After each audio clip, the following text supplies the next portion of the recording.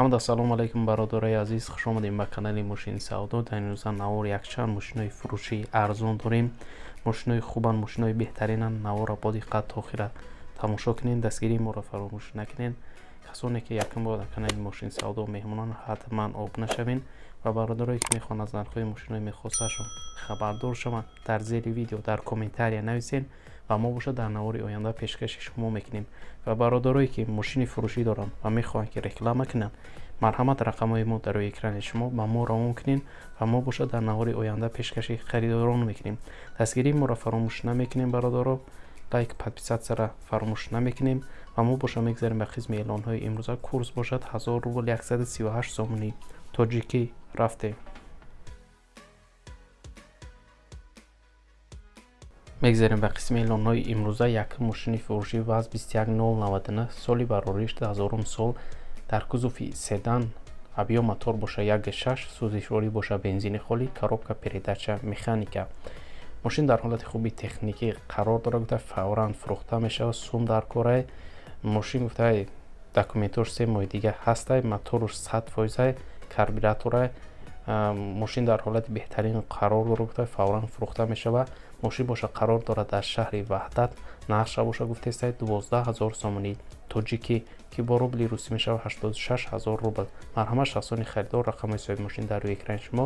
метавонед занг занед ва маълумоти пуррара аз худи соҳиби мошин дарёфт кунед. бигзарем ба эълони дуюм. Opel Astra F соли барориш 1996, дар кузуфи универсал, рангш боша сиёҳ, объем мотор боша 1.6, сӯзишворӣ боша бензин газ, коробка передача механика. мошин дар ҳолати хуби техникӣ қарор дорад, 4 баллони нав дора, ҳуҷҷат дора, фавран фурӯхта мешавад. мошин боша қарор дорад дар шаҳри Душанбе. нархша боша гуфтеста 25000 сомонӣ тоҷикӣ ки бо рубли русӣ мешавад 180000 рубл. марҳамат шахсони харидор, рақамҳои соҳиби мошин дар рӯи экрани шумо. касе ки дар корай метавонад занг занад ва маълумоти пуррара аз худи соҳиби мошин дарёфт кунад. сеюм мошини фурӯшӣ Mercedes Benz K-Class соли барориш 1995, дар кузуфи седан, рангш боша серебристӣ, объем мотор боша 1.8, сӯзишворӣ боша бензин газ, коробка передача механика. фавран фурӯхта мешавад. мошин дар ҳолати хуби техникӣ қарор дорад, гуфтаи бародаро. мошин боша қарор дорад дар шаҳри Душанбе. нархша боша гуфтеста 32000 сомонӣ тоҷикӣ ки бо рубли русӣ мешавад 230000 рубл. марҳамат шахсони харидор, рақамҳои соҳиби мошин дар рӯи экрани шумо. метавонед занг занед ва маълумоти пурра ва аниқа аз худи соҳиби мошин дарёфт кунед. дастгирии моро фаромӯш накунед ва мо боша мегзарем ба эълони навбатӣ.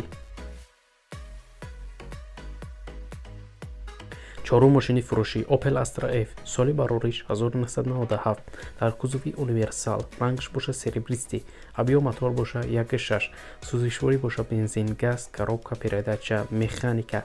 фавран мошин фурӯхта мешавад. краска гуфтай полировка кардагия, мотор, коробка 100%, 4 баллони нав дора, хадавоиш навай. мошин тайёрай, ягон камбуди надора, фақат мешини ҳай мекунӣ. мошин боша қарор дорад дар шаҳри Душанбе. нархша боша гуфтеста 28000 сомонӣ тоҷикӣ ки бо рубли русӣ мешавад 22000 рубл. бародаро, марҳамат каси харидора, ин рақамҳои соҳиби мошин дар рӯи экрани шумо. метавонед занг занед ва маълумоти бештара аз худи соҳиби мошин дарёфт кунед.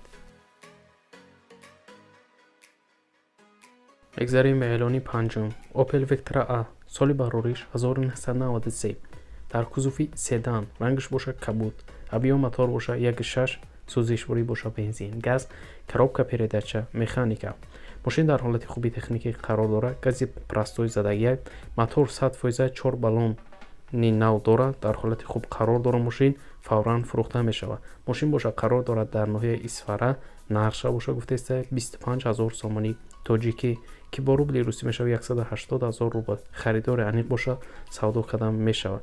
марҳамат шахсони харидор, рақамҳои соҳиби мошин дар рӯи экрани шумо барои маълумоти бештар.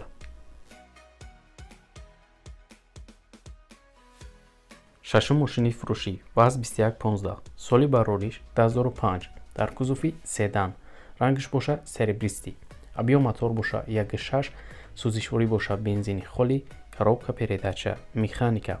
мошин дар ҳолати хуби техникӣ қарор дорад, гуфтаи соҳибаш. як дастаи мошин ماشین در حالت بهترین قرار داره، فورا فروخته می شود، یگان کمبودی نداره. گفته ماشین باشه قرار داره در شهر دوشنبه، نقش را باشه گفته است 25000 سومانی تاجیکی که با روبل روسی می شود 180000 روبل. مرحمت شخصانی خریدار، رقم های صاحب ماشین در روی اکران شما برای معلوماتی بیشتر.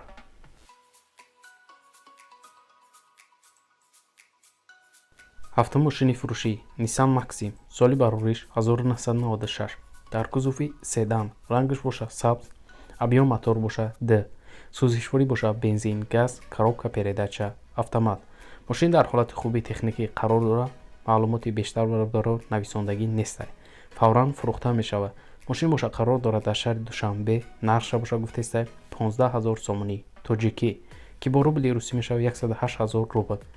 مرحمت شخصان خریدار، برای معلوماتی بیشتر می توانید به این رقم‌های در روی اکران بوده زنگ زنید و معلوماتی پوره را از خود صاحب ماشین دریافت کنید.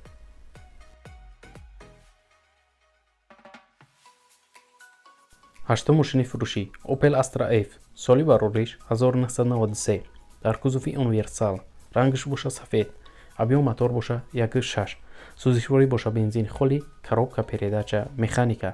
ماشین در حالت خوبی تکنیکی قرار داره، یک سال حجت داره، یگان کمبودی نداره، فورا فروخته میشه. گفته ماشین باشه قرار داره در شهر دوشنبه، نرخش باشه گفته است 22000 سومانی تاجیکی که با روبل روسی میشه 158000 روبل. خریدار انیق باشه گفته برادر سودا کردن میشه.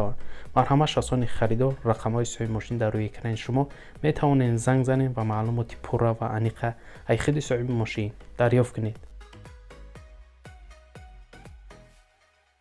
میگذاریم به اعلانی نهم.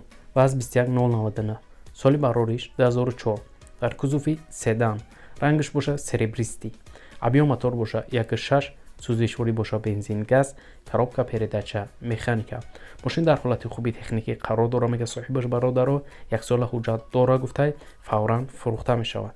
ماشین باشه قرار داره در شهر دوشنبه، نرخش باشه گفته است 10500 سومانی تاجیکی که با روبل روسی می شود 75000 روبل.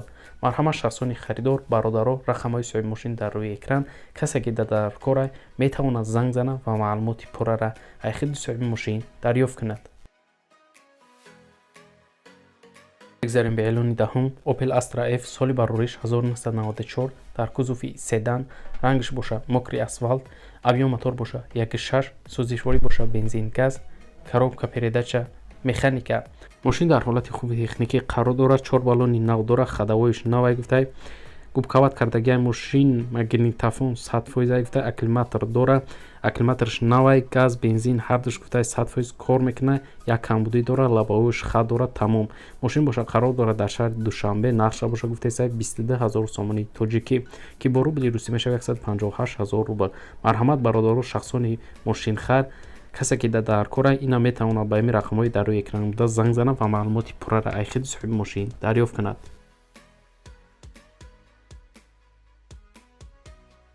میگذاریم به اعلان 11 دایوون اکسی، سالی برآوریش 1996، در کزوفی سدان، رنگش باشه سفید، ابیوم موتور باشه برادر 1.6، سوزشواری باشه بنزینی خالی، коробка передача مکانیکا. ماشین در حالت خوبی تکنیکی قرار داره، گفته یگان کمبودی نداره.